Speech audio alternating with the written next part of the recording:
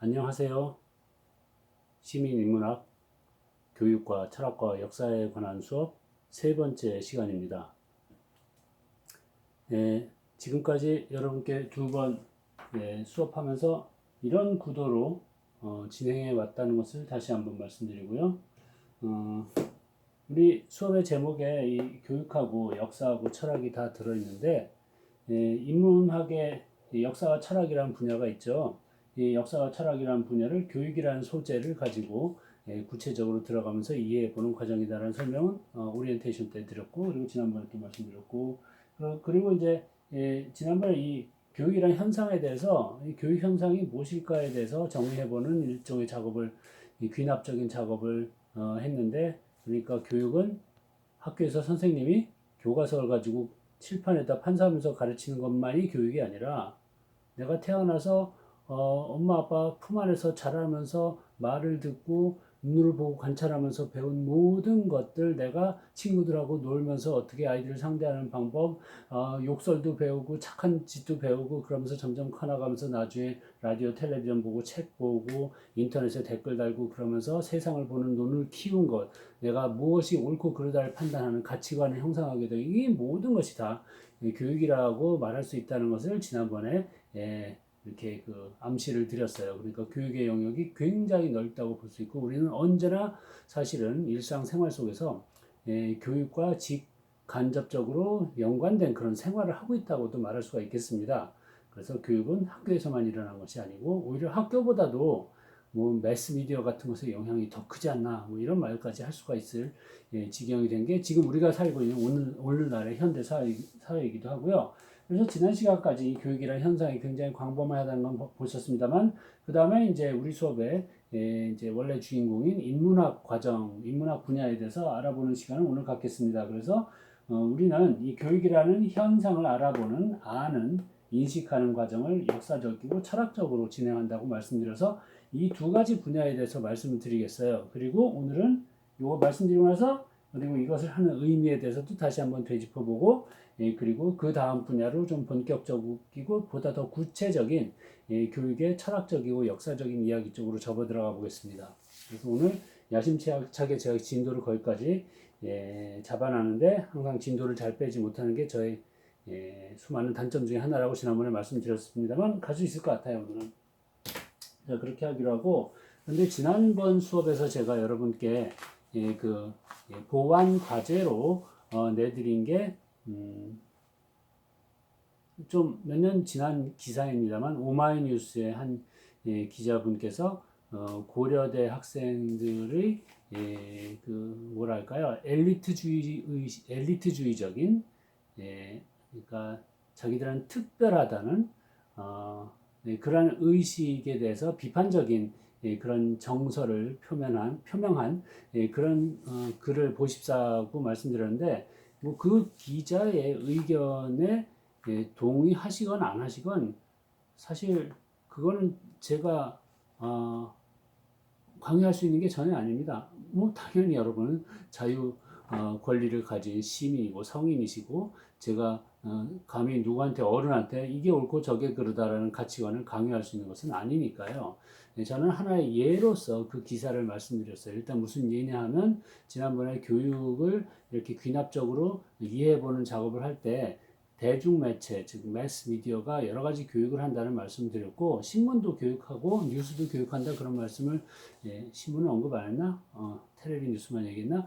그런 말씀을 드렸던 것 같은데, 그러니까 오마이뉴스도 그 매체를 좋아하시건 말건 간에 뉴스 매체로서 원하든 않든 교육 기능을 한다고 말씀을 드릴 수가 있겠어요. 그러니까 그 기사를 보고 내가 영향을 받아요. 내가 세상을 보는 눈에. 요즘에는 공부 잘하고 명문대로 가서 엘리트층으로 가는 사람들이 이런 의식을 갖고 있고, 이런 것은 이런저런 부정적이거나 긍정적인 사회에 대한 파장 효과가 있겠구나라고 내가 생각하게 되죠. 그것은 내가 세상을 보는, 우리 사회를 이해하는 시각의 한 중요한 부분을 만들게 된다면, 그러면 나는 오마이뉴스 기사를 읽으면서 교육을 받았다라고 얘기할 수 있을 것이에요. 이처럼 신문 기사는 교육 기능을 가지고 있는데, 그 교육은 좋을 수도 있고 나쁠 수도 있다는 말씀을 지난번에 드렸습니다.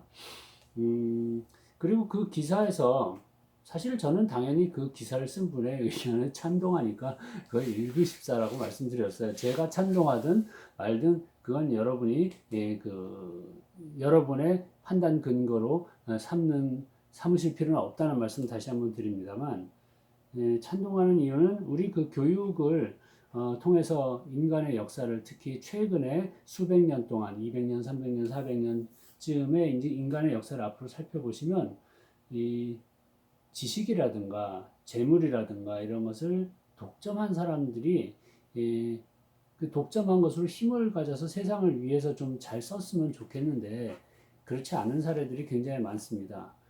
그런 것을 이른바 엘리트주의라고 얘기하기도 하거든요.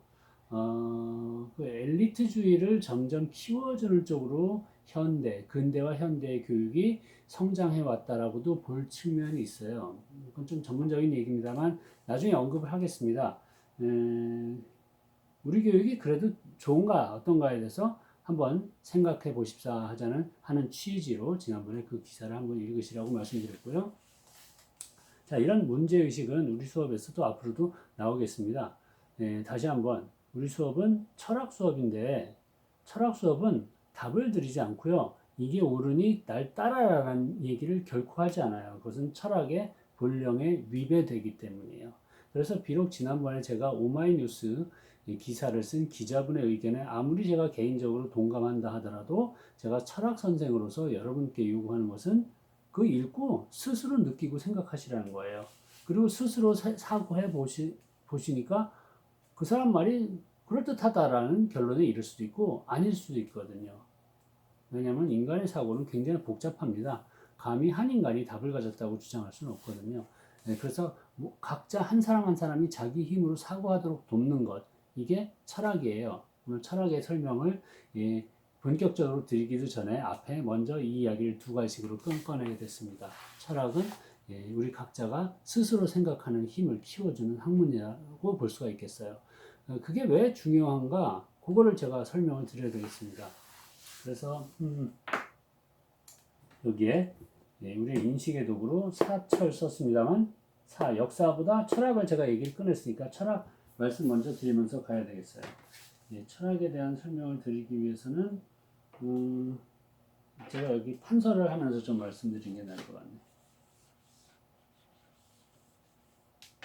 칠판이 참 작죠? 철학은 흔히 좀 어렵게들 생각하잖아요. 복잡하고 깊은 생각, 골치 아픈 사고하는 것, 이런 것을 흔히 철학이다라고 생각을 합니다.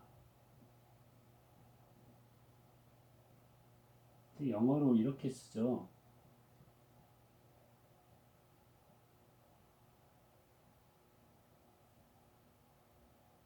philosophy 이렇게 얘기를 하는데 필로는 아주 좋아한다는 뜻이에요. 소피는 과거에 이제 소피아가 지혜라는 뜻을 담고 있습니다. 그러니까 지혜를 사랑하는 것이 철학이다라고 영어의 원어에서는 이야기하고 이것을 메이지 시대 일본 사람들이 이제 한자로 철학, 테츠가쿠라고 이제 번역하면서 우리나라에도 들어와서 그냥 이 말을 쓰게 됐어요. 자, 그 과정에는 조금 문제가 있습니다만 어쨌든 철학은 그 원어가 지혜를 사랑한다는 뜻을 담고 있어서 굉장히 광범위합니다. 모든 학문이 지혜를 사랑하는 것이다라고 말할 수도 있지 않을까 하는 생각이 들 정도로 그래서 철학은 정의하기가 매우 힘이 들어요. 그래서 힘이 들어서 철학자들끼리 철학은 이것이다 저것이다 가지고 아직도 계속 논쟁을 하고 있는 분야라 사실 제가 철학으로 박사학위를 받은 것은 아니거든요. 그래서 제가 뭐 감히 거기에 대해서 철학이 이거야라고 감나라고 배추나라 뭐 그럴 입장은 아니지만 철학도로서 철학에 입문했고 철학을 그래도 계속 손에 쥐고 공부해온 입장에서 좀 쉽게 이렇게 다가가 보겠습니다. 철학에는 이 두 가지 설명이 있다고 생각할 수가 있어요. 두 가지 정의가 있다고 말씀드릴게요. 하나는 일상적인 정의, 하나는 전문적인 정의, 이렇게 말씀을 드릴게요. 일상적이란 것은 보통 사람들이 철학을 이렇게 이해하고 있는 것, 그게 일상적인 정의입니다. 그러니까 여러분 중에서 철학으로 학위를 받으신 분이 안 계시다면 우리 다 그냥 일상적으로 철학을 이렇게 여기는 것이에요. 철학은 이런 것이다라고 머릿속으로 생각하는 거예요. 전문적인 정의는 전문적으로 철학을 전공해서 철학을 업으로 삼는 철학자들, 철학 박사들, 철학 교수들, 이런 사람들이 철학을 정의하는 것을 전문적 정의라고 볼 수가 있겠어요.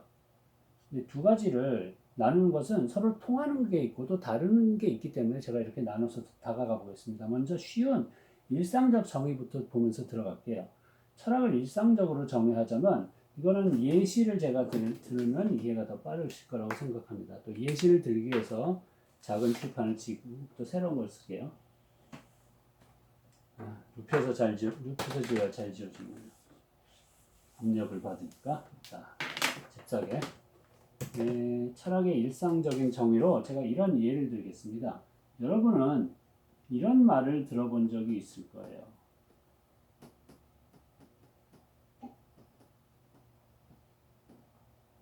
경영 철학.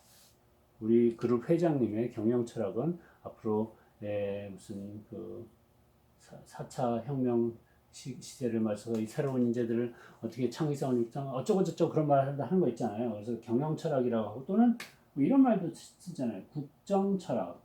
우리 대통령은 이런 국정 철학을 가지고 뭐 그 다음에 술자리에서 인생 철학, 개똥 철학 이런 말도 합니다. 철학 앞에 개똥까지 붙네요. 어쨌든 우리가 그러니까 보통 사람들이 철학을 전공하지 않아도 일상 언어에서 철학이란 말을 쓴다는 얘기예요. 그 말은 철학을 이해하기 때문에 쓰는 것이죠. 그때 우리가 이해한 철학이란 것은 무슨 의미인가니, 의미고하니, 그러니까 이것하고 비슷한 말을 우리가 생각해 보면 그 의미를 이해할 수가 있습니다. 우리가 경영 철학이니, 국정 철학이니, 인생 철학이니라는 이런 말을 일상생활에서 쓸 때 이것은 무슨 의미로 이런 말을 쓰는 것일까요?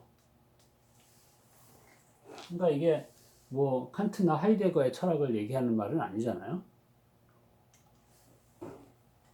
우리 이때 무슨 의미로 쓰냐면 비슷한 말이 이런 것이라고 볼 수 있겠습니다. 경영에 대한 그 사람의 소신, 회장님의 경영에 대한 신조, 경영에 대한 관점, 경영에 대한 주관, 국정 철학 그러면 국정에 대한 뭐 비전? 제가 엄밀하게 각 단어를 정의하면서 가는 건 아니에요. 우리가 다 일상에서 쓰기 때문에 거의 다 잘 이해하는 그런 단어들이니까요. 근데 이런 의미를 가지고 우리가 평소에 철학이란 말을 쓴다는 얘기입니다. 인생 철학에서는 우리가 뭘 말하는 것일까요? 뭐 관점처럼 인생관? 그럴 때 우리는 인생 철학이니 개똥 철학이니 그런 말을 하죠. 그래서 이 깊은 생각까지 뭐 포함한다고 쓸 수 있을까요? 우리는 평소에 이런 의미로 철학이란 말을 쓰는 것들을 계속 목격할 수가 있습니다. 이런 것들을 그러니까 어떤 사안에 대해서 나의 관점, 내가 이렇고 저렇고 하는 것을 옳다고 믿는 바, 소신, 신조, 그리고 그게 앞으로 어떻게 되어야 되겠다는 그 전망, 비전, 여기서 무엇이 중요하다는 나의 주관, 이런 걸 다 뭉뚱그려서 그냥 철학이네 이렇게 쓰고 있다는 말씀이에요.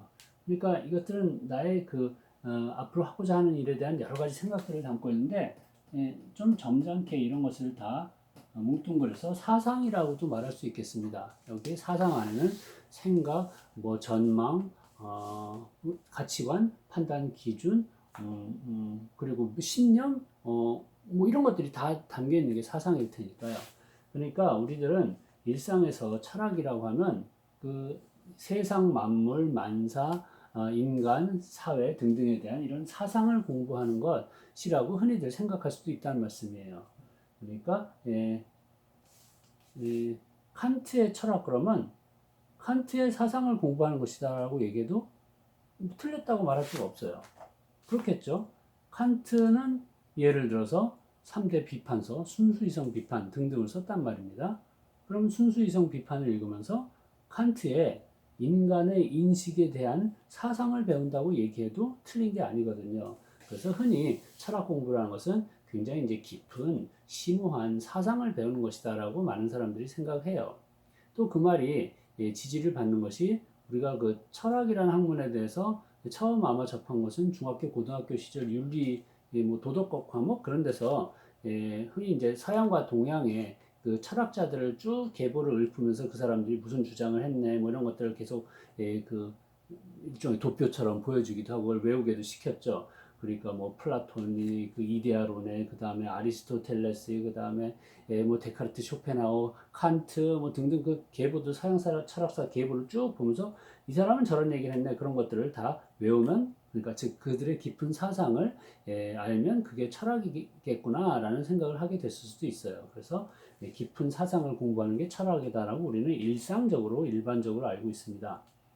그게 틀렸냐면 아니 틀렸다는 것은 아니에요. 그러나 철학을 업으로 삼는 전공자들은 철학의 전문적인 정의로서 또 다른 것을 중시하기도 합니다. 이것하고는 달리 그들이 중시하는 전문적인 정의는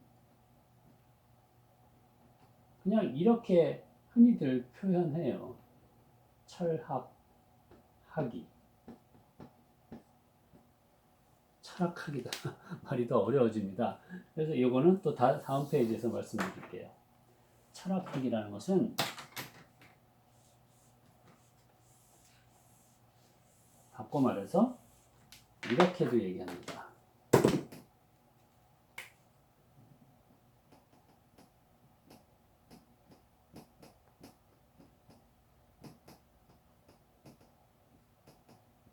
질문학이라고 바꿔서 말하기도 해요. 깊은 사상을 공부하는 게 아니라 그냥 세상 만사에 대해서 다 질문하는 게 철학이다 이렇게 주장들을 합니다. 전문 철학자들 중에서 많은 분들이. 왜 그러냐면 우리는 답을 갖고 있다라고 믿고 살고 있는데 철학을 한다는 사람 입장에서 보기에는 그게 틀린 답인 것 같은 경우가 너무 많은 거예요. 우리가 옳다고 믿고 있는 게 옳지 않나 보이는 게 너무 많은 거예요. 그래서 의심스러워요. 세상의 모든 게 다 사실은 의심스럽단 말이에요. 내가 여기 확실히 난 존재한다라고 사람들은 믿고 있는데 당연하겠죠. 그것도 의심을 합니다. 철학자들은 과연 난 여기 존재하는가? 왜냐하면 내가 여기 있다라고 아는 근거는 내가 눈으로 보고 느끼고 나의 의식으로서 내가 있다 이 공간을 점유하고 있다는 것을 이제 확고히 믿고 있는 것이거든요. 근데 나의 의식의 기준이 되는 내가 여기 있다는 것을 관찰한 그런 인식들은 사실은 두뇌 속에서 일어나고 있는 활동이에요. 그래서 그 뇌의 조작을 통해서도 얼마든지 우리는 내가 여기 있는 것처럼 믿게끔 만들 수 있다는 것을 현대 뇌과학들은 여러 가지 면에서 보여주고 있거든요. 그렇다면 과연 우리는 진짜 있는 건가? 마치 그 거의 한 20년 전에 나온 키아누 리브스가 주연했었던 매트릭스라는 그 영화가 있었죠. 그 매트릭스에서는 가상의 세계에서 자기가 실제 하지도 않는 세계에서 살고 있는데 마치 자기는 그 안에서 살고 있는 것처럼 착각하고 있는 그런 모습이 나타나서 굉장히 철학적으로 유용한 교재가 됐던 일이 지금도 기억이 납니다. 그 매트릭스로 철학한다는 게 한때 유행하기도 했었는데요. 어쨌든 그런 식으로 철학자들은 모든 것을 의심하는 거예요. 심지어는 난 여기 있다는 것에 대한 충분한 근거는 무엇인가. 물론 이것은 쓸데없는 짓이다라고 생각하실 수도 있는데 꼭 그렇지가 않습니다. 왜냐하면 나의 존재 유무 같은 것은 좀 사치스러운 그런 지적 논쟁으로 생각이 되실 수도 있어도 과연 우리가 믿는 것이 온당하냐에 대한 믿음은 그 믿음에 대한 그 질문은 사람들이 얼마든지 던질 수가 있거든요. 제가 좀 쉬운 예서부터 설명을 해드리겠습니다.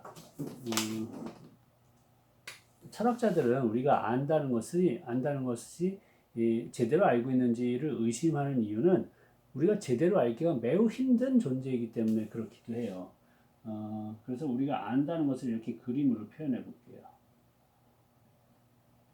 자, 요거는 뭔지 짐작을 하시겠어요? 아름다운 여러분의 눈입니다. 쌍꺼풀도 있고 눈썹도 있고요. 자, 우리는 눈을 봐서 뭘 보면 알아요. 자, 우리가 알기 위해서는 감각기관을 동원해야 돼요. 센서라고 그러죠. 시각, 청각, 후각, 미각, 촉각들을 다 동원해서 만지고 이렇게 보고 그러면 이건 뭐다라고 알아채는 것이죠. 근데 이 감각기관 자체가 일단 문제가 많아요. 이건 철학자들이 주로 하는 논의는 아니지만 얘가 성능이 떨어진단 말이에요. 그러니까 우리 눈으로 봤으면 내가 봤어. 그러면 그게 거의 절대적인 답이 돼버려요. 그래서 범죄 수사할 때 가장 결정적인 근거는 목격자가 있냐 없냐 뭐 그 유무 아니겠습니까? 그러니까 봤다고 하면 그게 지울 수 없는 증거가 돼버리는 것이에요. 그런데 본 건 확실한가요? 그게 그렇지가 않다는 걸 우리가 잘 알고 있습니다. 왜냐하면 눈이 별로 안 좋아요, 우리가. 특히 저 같은 사람은 눈이 엄청나게 나빠요. 그러니까 시력이 안 좋아요. 감각기관의 성능이 안 좋아요. 들은 건 확실해요? 그러니까 우리가 녹화하고 녹음해 놓기 전에는 듣고 본 것에 대해서도 100% 확신하기가 힘이 듭니다. 특히 나이를 먹어갈수록 기억력이 쇠퇴해가는 저 같은 연령 또는 저보다 위에 연령이신 분들은 우리 기억력이라는 게 믿을 게 못 된다는 것은 절감하실 거예요. 그러니까 이 센서들하고 눈, 귀, 입, 뭐 이런 그리고 이것을 통합해서 작동하는 그 안에 그 기억 장치 이런 게 다 성능이 그저 그래. 그래서 우리가 그 감각기관을 이용해서 뭘 파악했다는 게 충분한 근거가 되기 힘들어요. 그리고 시력만 보더라도 인간의 시력이 얼마나 형편없습니까? 독수리 뭐 이런 그 조류하고 비교해 보면 상대가 안 되죠. 감각기관이 성능이 안 좋은데 또 하나 문제는 뭐냐?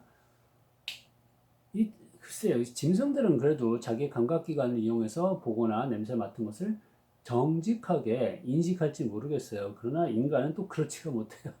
인간은 고집이 세요. 고집이 뭐냐?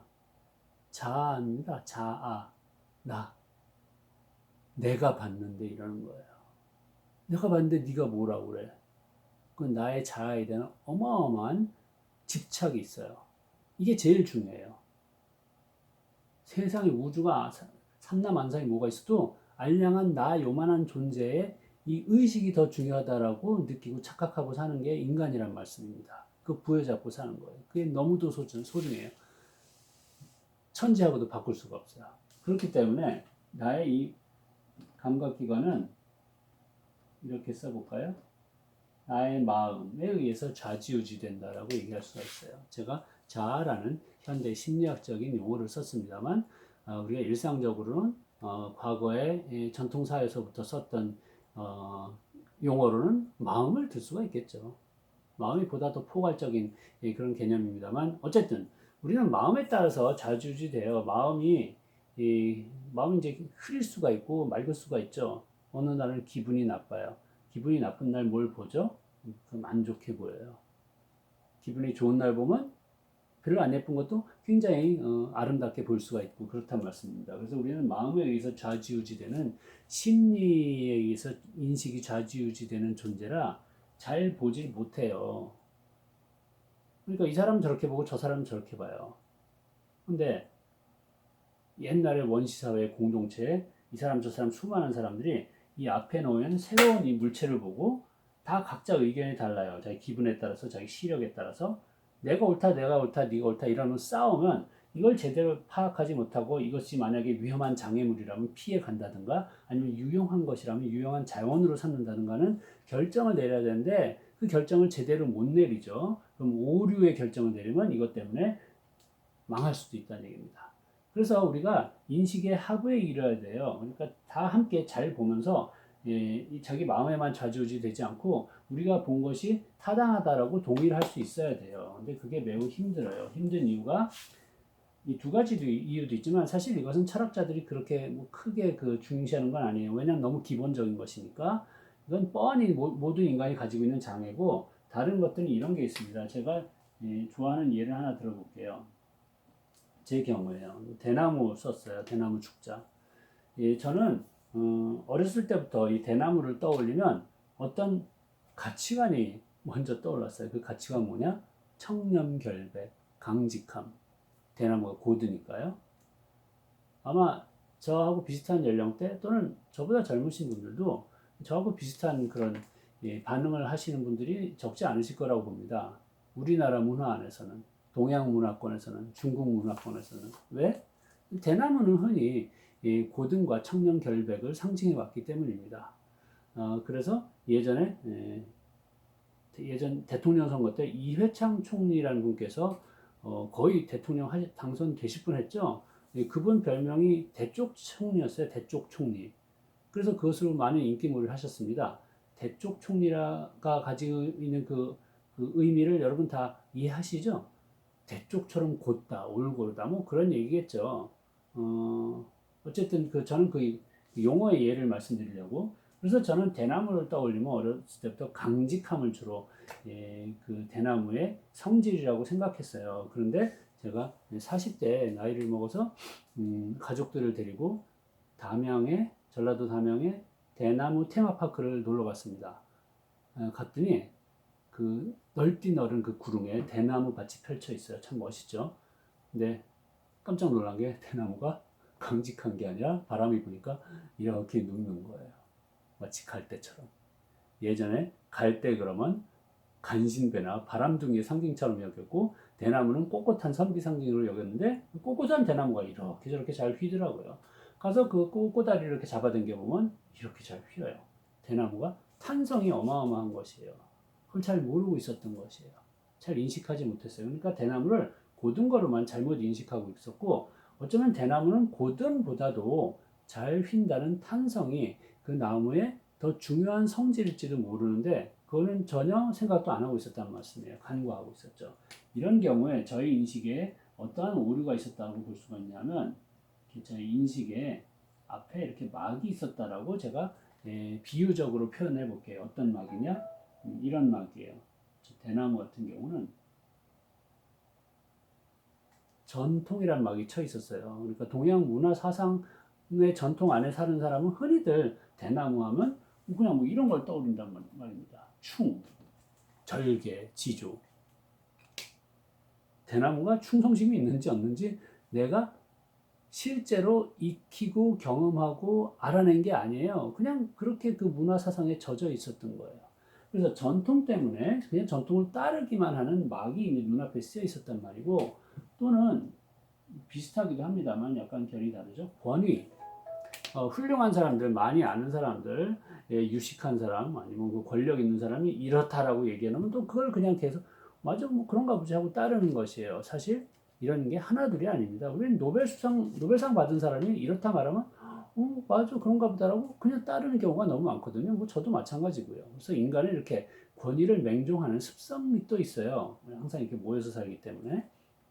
권위의 막이 가려져 있으면 내 힘으로 내 손으로 그걸 만져보고 냄새 맡아보고 눈으로 보고 그래서 알아내고자 하는 즉 스스로 인식하려고 하는 게 아니라 권위의 막에 가려서 그냥 사람들이 그렇게 끄덕끄덕 하는 것을 그냥 좇아서 믿는다 그런 말씀입니다. 비슷한 것이 또 이렇게도 표현할 수가 있겠어요. 통념. 세상 사람들이 다 그렇다고 믿는 것이죠. 사람들이 저 사람도 이 사람도 옆집 아줌마도 뒷집 아저씨도 다 이게 옳다라고 얘기해요. 그럼 그래 그러면서 또 살아가요. 근데 나는 그 상황에 닥쳐보지도 않았고 내가 그것을 실제로 경험해서 느끼고 알아낸 것도 없어요. 그런데도 사람들이 그러면 그냥 따라서 그냥 끄덕인단 말입니다. 이게 통념을 무조건 쫓는 것이죠. 그러니까 내 인식 앞에는 이런 막이 또 하나 드리워져 있어요. 통념이라는 막이. 통념이라는 막은 다른 것도 다 해당됩니다만 우리 교육을 이해하는 데 있어서는 하나의 큰 키워드가 될 수 있다고 생각합니다. 다 사람들이 이게 최고다라고 말하는 걸 따라가려고 그런 것 같아요. 최고 뭐? 스카이 캐슬 드라마도 인기 끌었죠. 오로지 성적, 국영수, 안 되면 어디 학원, 무슨 선생. 그래서 무슨 전공해서 이렇게 해서 먹고 사는 거 이게 최고래 라고 사람들이 말을 해요. 많이들. 그걸 통념이라고 얘기해요. 통념은 통계상 맞을 확률이 높아요. 그러니까 그걸 따르는 게 안전하죠. 근데 내가 그 통계에 해당되지 않는 사람이라면 그럼 망하는 거죠. 그러니까 보다 성실한 인식이란 것은 내가 직접 알아내야 되는 것을 요구하거든요. 근데 우리 인간이 나약해서 잘 그러지 않고 통념을 따릅니다. 그 밖에 또 뭐가 있느냐 하면 관습, 다 비슷한 얘기죠. 정치적인 구호, 선입견, 편견, 우리 같은 문화권에 속하지 않은 사람들에 대한 선입견 흔히 볼 수가 있어요. 저 나라에서 온 사람들은 피부색이 이런 사람들은 저렇고 저렇대라고 몇몇 사람들이 퍼뜨려요. 그보다 더 문제가 되는 건 전 한심하다고 표현하겠습니다. 조그만 땅덩어리 안에서 이쪽 지역 사는 사람, 저쪽 동네 사는 사람끼리 아이고 뭐 전라도는 어쩌네, 경상도는 어쩌네, 강원도는 감자바위네, 충청도는 멍청도네 이런 소리를 아직도 하고 있어요. 이게 편견이라고 볼 수 있죠. 통념, 선입견에 가득 찬 통념 같은 게 어떤 곳에 있는지도 모르고요. 어떤 세대에 있는지도 모르겠고요. 아니면 어떤 특정 사람들한테만 있는지도 모르겠어요. 그것을 무조건 따르는 게 이런 내 앞에 그 인식의 막 앞에 씌워진 이런 그 장애를 그냥 안고 가는 것이란 말씀입니다. 그러니까 지역 뭐라죠? 지역 감정이란 편견은 우리가 그 지역과 그 지역에 사는 사람들을 제대로 똑바로 보게 하는 것을 방해하는 막 같은 것이란 말씀이에요. 우리 이런 막을 너무 많이 갖고 있어서 제대로 보지 못해요. 제가 힘을 내서 대나무를 직접 만져보고 어릴 때부터 경험해서 대나무를 인식했더라면 대나무에 대해서 보다 더 종합적인 이해를 갖고 있었을 텐데 그러지 않았단 말씀이에요. 자, 그래서 철학자들은 우리가 한심하다고 보는 겁니다. 우리라는 것은 철학자 자신 포함해서요. 인간의 인식이 너무 불완전해요. 그래가지고는 제대로 알지 못하니까 제대로 살 수가 없어요. 내 앞에 있는 것에 그 정체를 똑바로 알아야 돼요. 저게 독버섯인지 먹은 약이 되는 것인지를 알아야 되죠.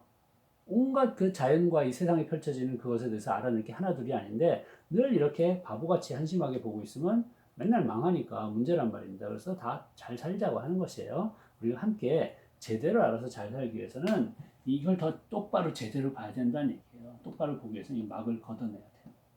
막을 어떻게 걷어내냐? 철학자들이 이걸 통해서 걷어낸다는 얘기입니다. 얘가 이걸 걷어내게 도와준다는 얘기예요. 어떻게 걷어내냐? 누가 대나무는 원래 이래라고 말하고 있어요. 그러면 철학자는 이렇게 질문하는 것이에요. 혹시 당신은 대나무에 대한 전통관념에 따라서만 보고 있는 거 아니냐는 질문하는 것이죠.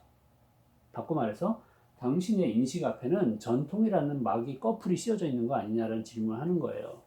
그러면 그 질문을 받은 사람이 정직한 사람이라면 자신의 가슴에 손을 대고 되묻겠죠. 그런가? 내가 대나무를 진짜 스스로 알아낸 적이 있나? 없다는 걸 알게 됐어요. 나는 그냥 옛날부터 학교에서 배운 거, 어른들이 얘기한 걸 그냥 따라서 말하고 있는 것에 불과해. 그러면 자신의 전통이라는 꺼풀을 알아내게 되고 이 꺼풀 하나를 벗겨낼 수 있단 말입니다. 벗겨내면 조금 더 명징하게, 조금 더 분명하게 대나무라는 내 대상을, 인식의 대상을 알아가게 다가간다는 말씀이에요. 그래서 철학자는 알을 도와주는 사람들이라고 볼 수가 있습니다. 이 꺼풀을 걷어내는 작업을 하는 것이에요. 철학의 기본 인식은 우리가 얼마나 무지한가를 깨친 데 있습니다. 이 말씀을 한 유명한 분이 지난번에도 말씀드린 산파술로 말씀드린 소 선생님이죠. 네, 그리스의 소크라테스 선생님. 나의 무지를 아는 것이 실제로 알므로 가는 첫 번째 길이란 말씀이에요. 철학자들은 사실은 그 소 선생님의 그 유지를 받들어서 계속 이 작업을 질문하게 하는 작업을 하는 사람이라고 볼 수 있습니다. 계속 질문해서 이것들을 막을 다 치워버릴 수만 있다면 우리가 세상을, 사물을, 어떤 사람을, 우리 사회를, 교육을 보다 더 진실에 가깝게 이해하는 데 다가간다는 얘기예요. 우리가 뭐를 완전히 절대적으로 완전히 진실하게 아는 것은 불가능할 수 있어요. 우리는 신이 아니니까요. 우리는 불완전한 존재예요, 인간은. 그럼에도 불구하고 가장 온전한 완전함에 가깝고자 성실한 인식을 위해서 노력해서 한 발짝 한 발짝 다가가는 게 철학자의 일입니다. 철학자는 이 일을 도와주는 사람들이라고 스스로를 자임하고 있어요. 자, 그래서 철학은 질문하기를 중시한다는 말씀을 지금 설명을 드렸고요. 이렇게 일단 그냥 상식적으로 말씀드리면 이 철학의 일상적인 정의하고 전문적인 정의를 제가 두 갈래로 좀 이렇게 좀 거칠게 말씀을 드렸어요. 일상적인 정의는 이제 깊은 사상을 공부하는 것이고, 전문적인 정의는 질문하기 이렇게 말씀드렸는데, 근데 이제 요게 서양 철학의 역사에서 어떤 이 영역들을 좀 대변하는 면이 있어요. 사상을 특히 중시하는 것은 흔히들 서양의 이제 대륙의 철학의 기조라고들 얘기하기도 하고, 질문은 대륙이 아니라 영국하고 미국의 철학의 기조라고 말하기도 해요. 뭐 딱 들어맞는 건 아닙니다만 얼추 맞는다고 생각합니다. 대륙은 주로 이제 프랑스나 독일의 이제 철학자들을 얘기하죠. 이 사람들은 좀 심오한 깊은 사상 쪽을 더 그쪽으로 이제 천착하고 강의를 했고, 책을 쓰고 그것을 이제 전파를 했고, 그리고 영국하고 미국의 철학자들은 대륙의 사상가들에 비해서는 아까 말씀드린 것처럼 우리의 인식 자체를 의심하고 계속 질문하는 것을 훨씬 더 강조한 그런 전통이 20세기 말까지도 계속 내려오고 있다고 생각합니다. 저는 훈련을 이쪽에서 받았어요. 영미 쪽에서. 제가 처음 철학과에 들어갔을 때 거기 철학 교수님께서 미국에서 공부하신 분이었고, 미국의 분석 철학이라는 분야가 이제 이쪽 기조를 대표하는 것이고요. 그리고 그 다음에 전 미국 유학을 갔기 때문에 계속 이쪽의 훈련을 받았어요. 그래서 전 질문하기를 더 중시하는 쪽에 속해 있긴 합니다만, 나이를 먹어보니까 이제 깊은 사상을 공부하는 것도 분명히 철학의 중요한 한 본령이라고 생각하게 됐습니다. 그래서 둘 다 저는 중시하긴 하는데요. 질문하기를 제가 더 치우쳐 있는 쪽이니까 조금 더 부연 설명을 드리고 싶은 게, 이게 여기까지 내려와 있지.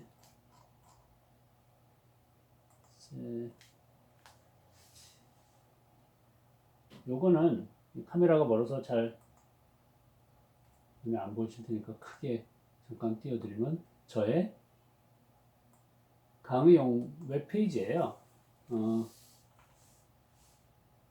여기는 이제 제가 하도 그 강의하는 분야가 많다 보니까 거기에 도움이 되는 내용들을 많이 모아놨거든요. 그 중에 한 페이지에 들어가서 제가 잠깐 보여드리고 싶은 게 있어요. 너무 크게 했나 보다. 근데 이왕 저의 수업용 보충 페이지 왔으니 지난번에 말씀드린 나중에 보여드리겠다고 한 저의 소설책을 잠깐 클릭해서 보여드리면, 제가 이런 책을 썼어요.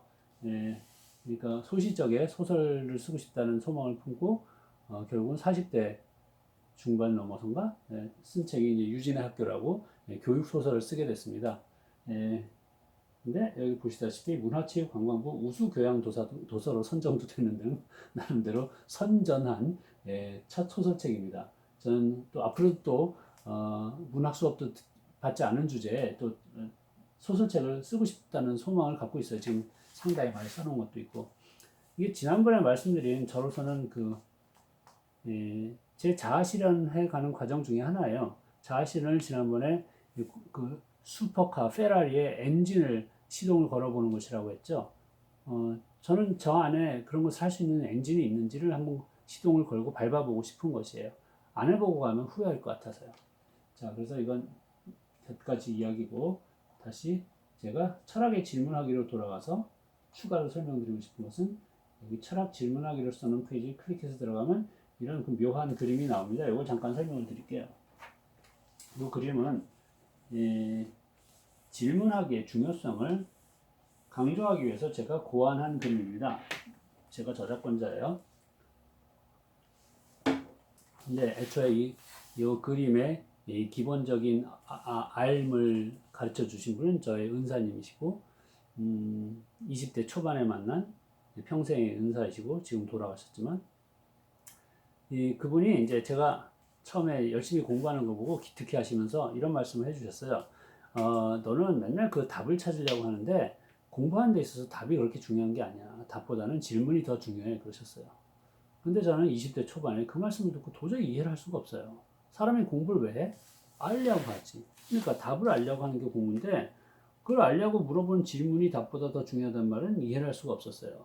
그러나 저는 어쨌든 그분을 존경했기 때문에 그 말씀을 가슴에 담았어요. 이해는 못해도. 이런 게 좀 필요해요. 존경하는 스승님이 있으면 아직 내가 수준이 안 돼서 이해를 못하더라도 그걸 담아가는 그런 헌신이 좀 필요합니다. 담아갔더니 그 다음에 한 10년이 지나서 제가 30대가 돼서 뭐 석사 마치고 박사과정쯤 들어가니까 스승님 말씀이 떠오르는 거예요. 그 말씀이 맞다는 것을 통감을 했어요. 그렇구나.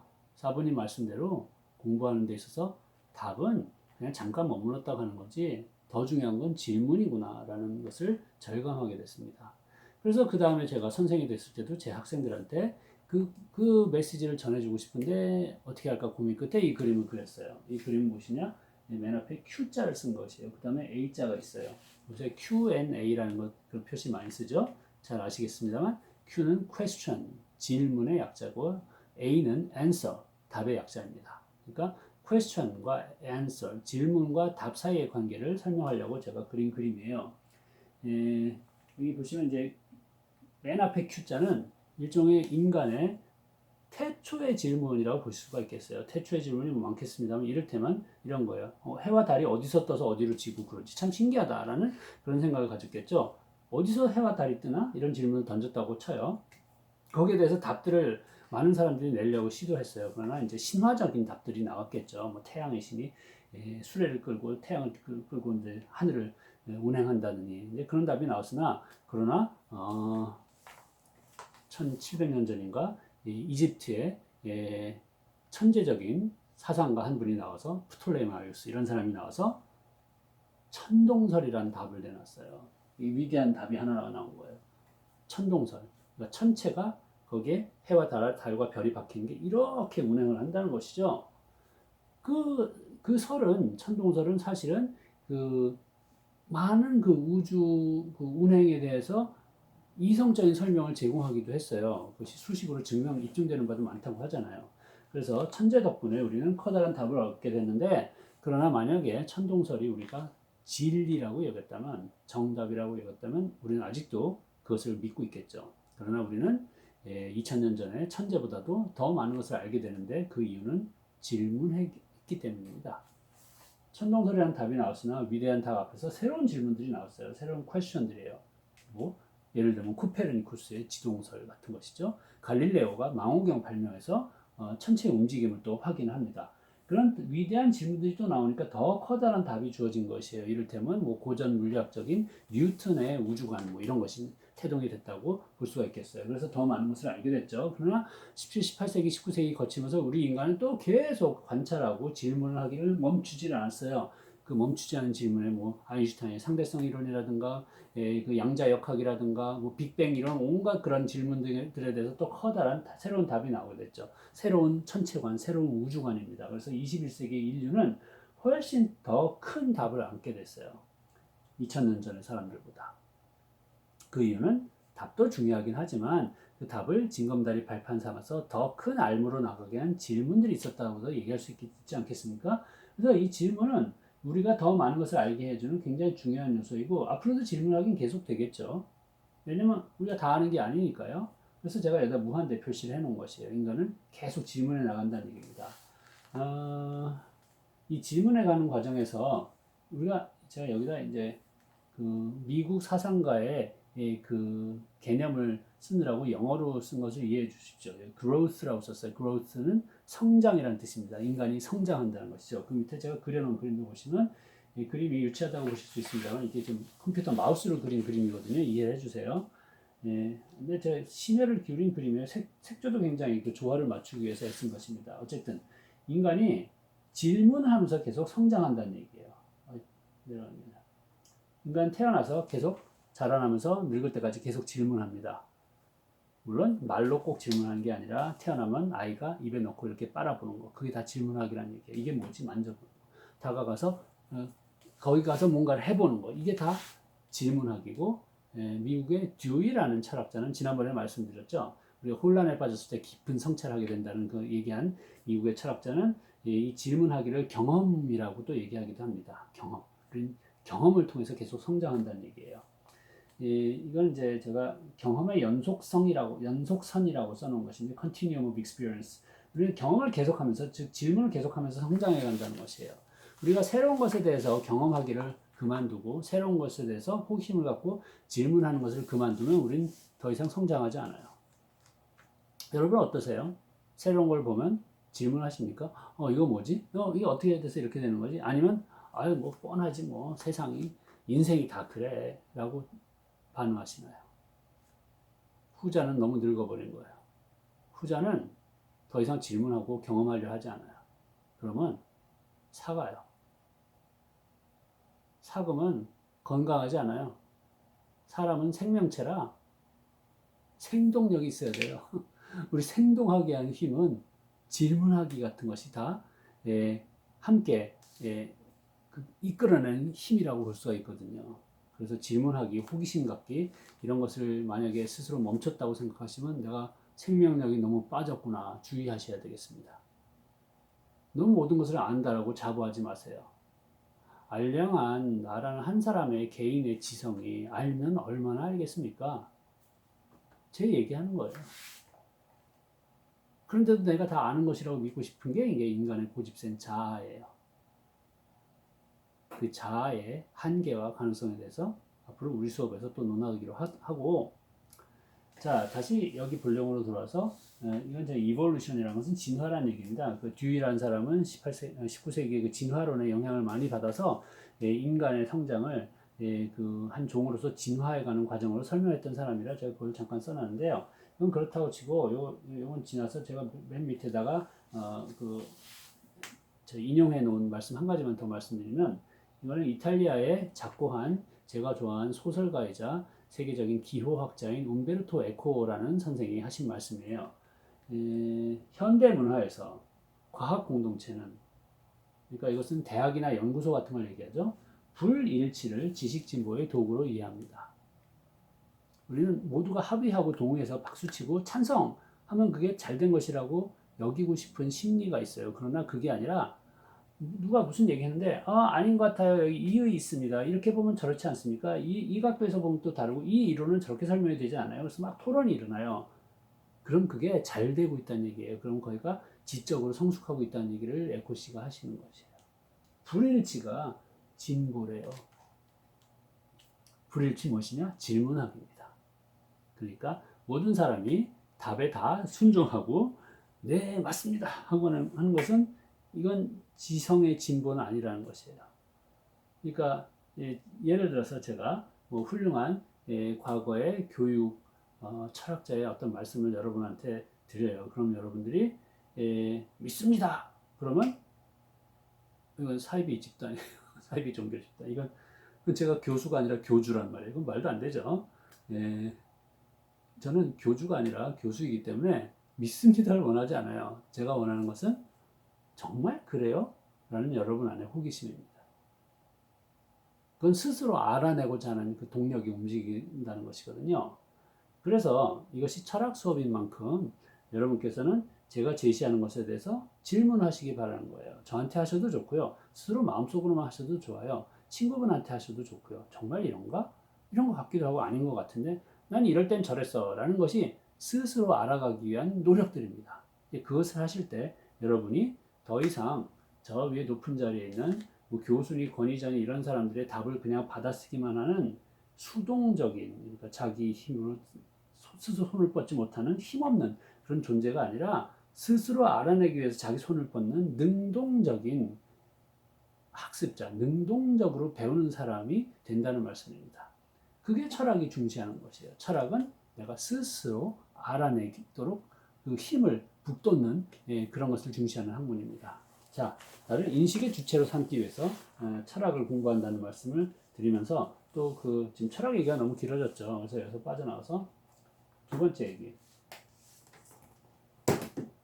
우리 수업에서는 인문학의 역사도 함께 공부를 합니다. 교육을 이해하기 위해서 철학이라는 방법으로 다가가기도 하지만 역사라는 방법으로 다가가기도 해요.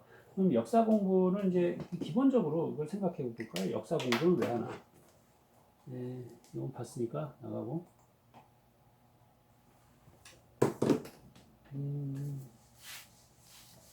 이 역사가 굉장히 그 사회에서 인기를 끌기도 하고 역사책이라든가 역사 다큐멘터리라든가 역사 드라마 심지어 역사 강연까지 큰 인기를 끄는 모습들도 볼 수가 있어요. 그러니까 저는 우리나라 사람들의 그 지적 수준이 굉장히 높다고 생각합니다.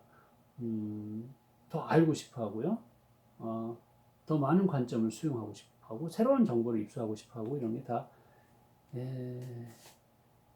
그게 우리가 잘한 면이 있어요. 우리 스스로는 늘 그 자기 비판을 많이 하는 것도 필요합니다만 우리가 잘한 것도 있어요. 그래서 우리 시민들의 수준이 여기까지 올라온 것도 분명히 있다라고 저는 믿어요. 어쨌든 역사가 우리를 잡아끄는 것은 이 안에 무슨 매력이 있기 때문인데 이거 뭐냐면 이제 역사는 옛날 얘기 아니에요. 그냥 간단히 말하면 옛날 얘기를 그렇게 자꾸 파헤치는 이유는 옛날이 궁금해서 그렇죠. 옛날이 무엇이냐? 우리의 근원입니다. 이건 철학적인 의미가 있어요. 우리는 어디서 왔는가가 늘 궁금한 거예요, 우리는 어디서 왔는가? 궁금한 이유는 그래서 어디서 와서 지금 난 어디에 서 있는가를 더 알고 싶고요. 그래서 그 다음에 난 어디로 가는가를 알고 싶은 것이에요. 이것을 이렇게 시각적으로 표현해 볼까요? 여기 지금 나가 있어요. 지금이에요. 현재예요. 지금의 나를 설명하는데 과거를 동원하는 것이에요. 그래서 내가 어디서 왔는지를 알고 싶어 하는 것이에요.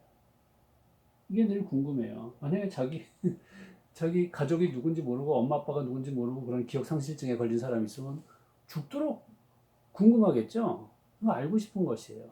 나를 제대로 알고 싶은 것이에요. 왜냐하면 이것이 다 나를 만들었어요. 이 모든 것은 나를 잘 알고 싶은 것이에요. 그래서 그 다음에 나가 어디로 가는지까지도 늘 궁금하고 알고 싶어요.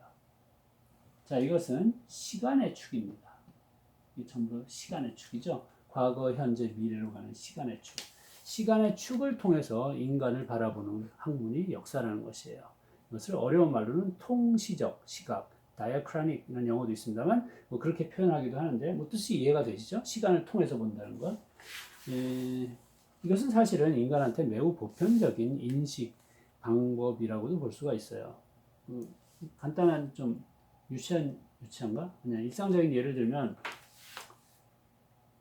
제가 여러분의 그 연령대를 어떻게 평균을 낼 수가 없어서 좀 젊은 분이 있다면 공감하실 텐데 대학생들은 공감할 말인데요. 뭐 소개팅 같은 걸 대학생들은 하잖아요. 그럼 소개팅 나가서 대학생들이나 하지 유부남 하면 안 되죠. 대학생들이 소개팅 나가서 상대를 만났어요. 근데 처음 만난 상대 뭐 이름하고 뭐 학교 뭐 듣고 그래가지고 잘 알 수가 없죠. 그 사람을 더 잘 알고 싶죠. 그 사람을 더 잘 알고 싶으면 그 사람이 뭘 알아야 되냐?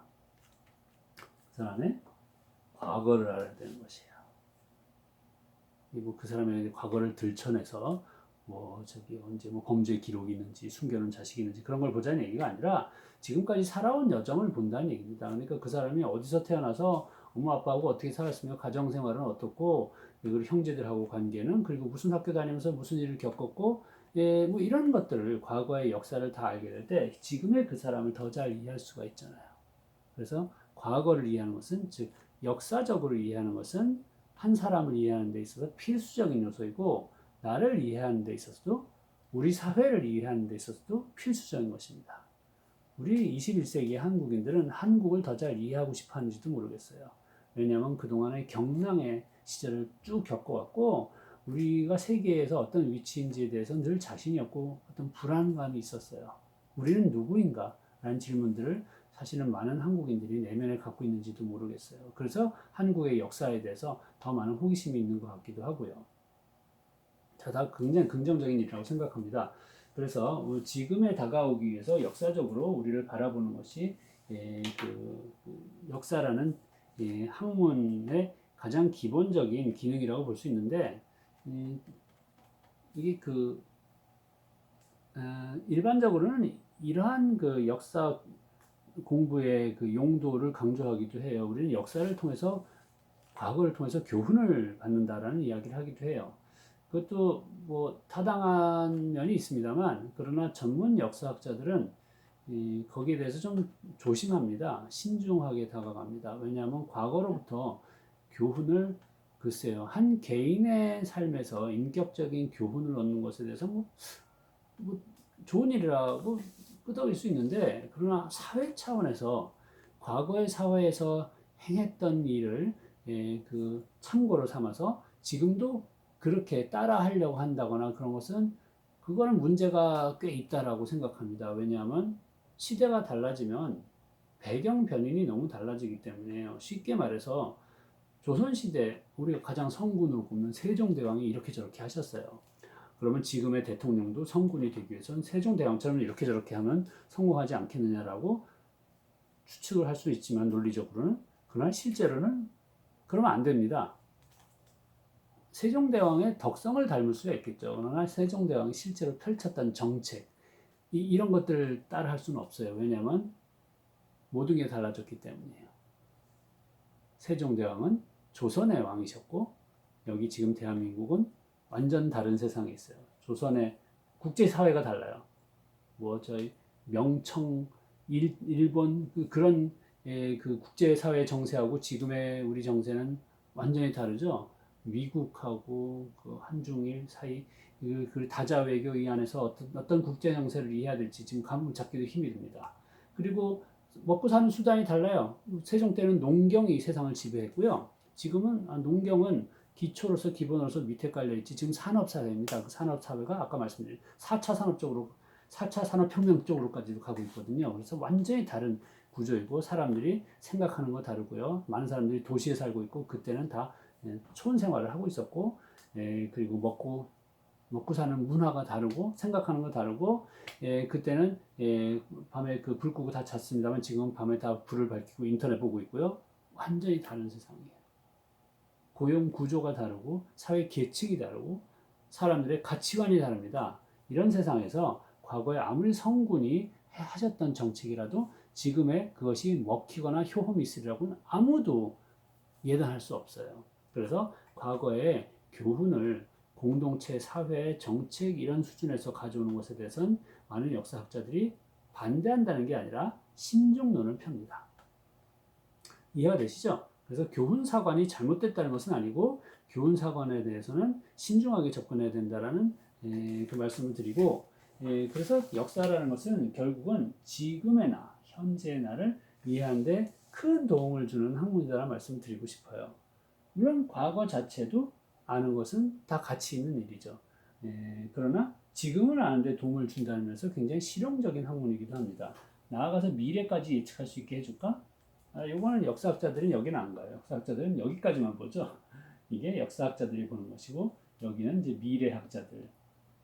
20세기 말에 미국의 엘빈 토플러 같은 사람이 제3의 물결 뭐 이런 책 펴내면서 미래학파 같은 것들을 이렇게 형성하게 됐죠. 그쪽에서는 미래까지 이렇게 예측하는 일들도 하세요. 근데 이것은 역사는 아닙니다. 당연히 미래학의 일이고요. 자, 우리 수업은 그래서 여기까지 보는 것을 통해서 지금의 우리를 더 잘 이해해가는 그런 작업적으로 다가가겠습니다. 그리고 이걸 또 넘기고, 그래서 저하고 이제 접근하려고 하는 것이,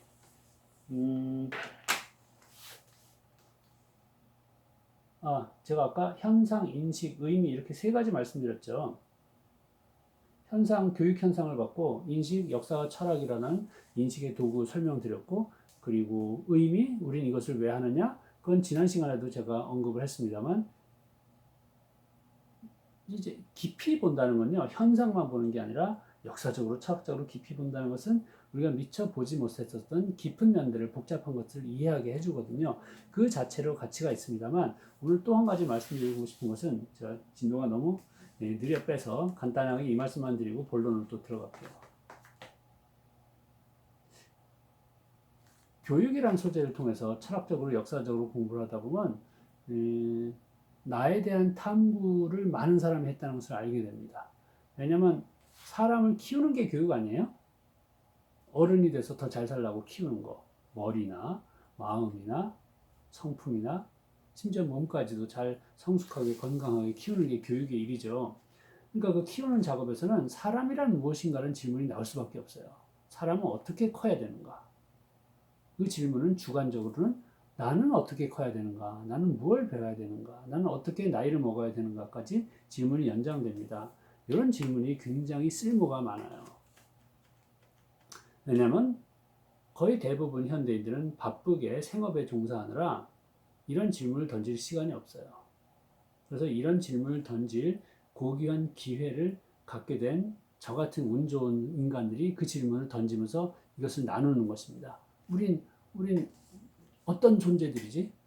그러니까 우리는 뭘 하면서 어떻게 살면 더 좋은 거야? 라는 것에 대해서 선현, 선각, 선배들이 이미 마련해 놓은 많은 의견들이 있어요. 제가 이제 그걸 가지고 옵니다. 우리 수업에서. 그래서 여러분 앞에 그것을 펼쳐 놓습니다. 자, 교육의 철학과 교육의 역사를 살펴보니까 인간은 이런저런 면들을 가진 존재이고 이래저래 성장하면 잘 살더라. 문제가 있더라. 그런 의견들이 있다는 것을 여러분들께 제시해주면 여러분들이 보면서 자신을 돌아보는데 큰 도움을 받으실 수가 있어요. 나는 이렇게 살아왔나? 나는 이런 걸 하고 있나?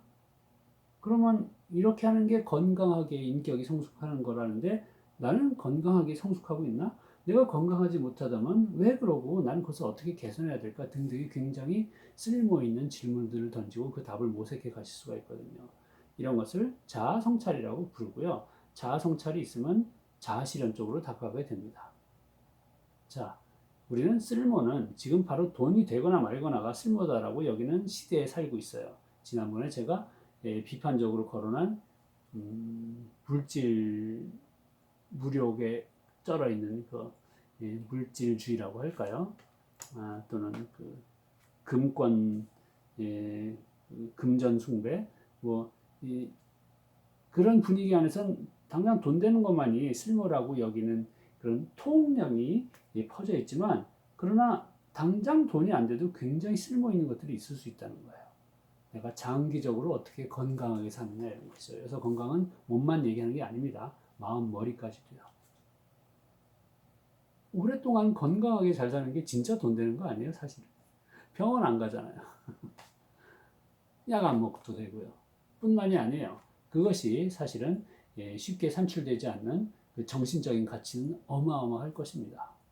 이를테면 행복 같은 것. 자, 이게 쉽게 떨어지는 게 아니에요. 그것을 공부하고 그것을 다가갈 수 있는 나의 방법을 찾아가는 거. 그게 우리 수업에서 예시들이 많이 나옵니다. 그래서 우리 수업은 교육을 소재로 철학적이고 역사적으로 보는 작업은 나를 더 알아가고 인간의 그 깊은 성향을 더 알아감으로써 나의 삶에 실질적 도움을 준다는 의미가 있다라고 주장을 하고 가겠어요. 자, 일종의 홍보성 멘트였습니다. 근데 저로서는 진실이에요. 그 효험이 있다고 분명히 믿고 있고요. 증거도 많이 있습니다. 자, 그래서 제 효험을 믿고 따라와 주시고, 그리고 오늘은 한 가지 더 본론으로 들어가기 전에 한 가지 더 말씀드리고 싶은 게, 교육의 철학적이고 역사적인 면을 이렇게 들춰보는 데 있어서 이 세상이 그 지역으로 이렇게 광활하게 나누어져 있어서 우리는 한국에 살지만 이웃나라 일본도 있고 중국도 있지만 저 멀리 나가면 터키, 헝가리, 프랑스, 영국, 아이슬란드 저 먼 서양의 나라들도 있어요. 그런데 그 다른 나라에서 제시되는 교육에 대한 철학과 역사 이런 게 다 차이들이 있을 거 아니에요? 그러니까 영국의 교육 철학과 한국의 교육 철학은 차이가 있겠죠. 그런데 이게 현대 세계에서는 서로 많이 뒤섞여 있어요. 그러니까 한국인들은 한국인의 생각만으로 학교를 운영하지 않고요. 한국인이 학교를 운영하는 생각 안에는 영국적인 게 들어가 있다는 말씀이에요. 왜? 세상이 통하니까. 우리는 서양의 영향을 받았어요.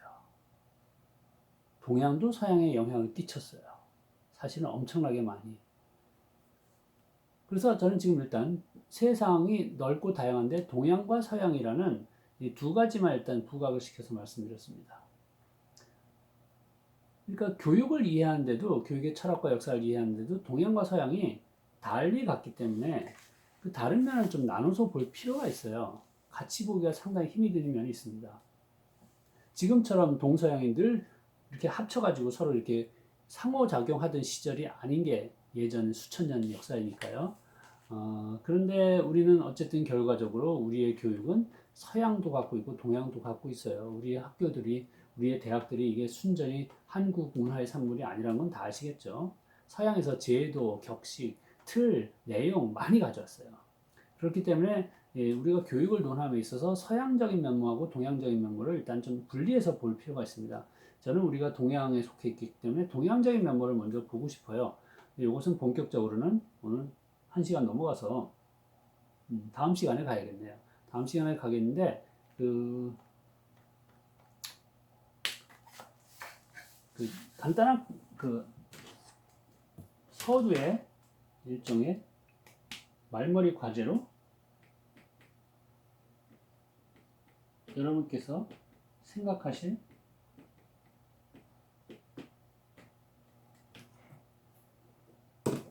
이런 개념을 잠깐만 제시하겠습니다. 동양적이라고 제가 썼습니다. 동양. 우리는 동양에 속해 있고요. 동양인인데 동양하면 팍 떠오르는 게 뭐 있으세요? 자, 요거는 깊이 생각하지 마시고요. 간단히 생각해 주세요. 팍 떠오르는 거. 예를 들면 동양. 갑자기 전 짜장면이 떠오르는 배가 고픈 거다. 짜장면 동양의 음식이죠. 이런 식으로 깊이 생각하지 마시고 동양하면 팍 떠오르는 것을 그냥 여러분 혹시 지금 제 수업을 들으면서 노트 같은 걸 갖고 계시다면 거기 메모처럼 적어주세요. 한두 가지라도 좋아요. 그러면 그것을 제가 받아서 수업할 수는 없습니다만 여러분이 모으셨을 그런 그 각자의 답을 추정하면서 다음에 요 의미에 대해서 다가가 보는 작업을 하겠습니다. 제가 여러분이 무엇을 머릿속에서 끄집어내셨는지는 제가 돗자리 편 것도 아니고 알아맞힐 수는 없어요. 그러나 제가 대충 추정하는 것들이 맞는지는 여러분들이 다음 주 강의에서 확인해 주시기 바랍니다. 그래서 이제 다음 시간에는 이쪽으로 넘어가겠어요. 동양의 교육에 대한 철학, 교육의 역사 이런 것을 봄으로써 우리가 우리의 선조들은 사람은 어떤 존재고 사람은 어떻게 크고 자라고 성장해야 되는지에서 어떤 관점을 얘기했고 그게 들을 만한 가치가 있는 것인지 아니면 요즘 시대에는 안 맞는지 등등에 대해서 생각해 보는 작업, 사고해 보는 작업, 철학적인 작업 그것을 다음 시간에 또 하겠습니다. 그리고 오늘도 제가 보완 자료로서 여러분께 제시하고 싶은 읽을 거리가 있거든요. 그것을 또 유튜브 화면 밑에 제가 적어놓은 링크를 따라가서 참고로 읽어주시기 바라요. 자, 또 1시간 넘게 수고하셨고 다음 시간에 만나겠습니다. 안녕히 계십시오.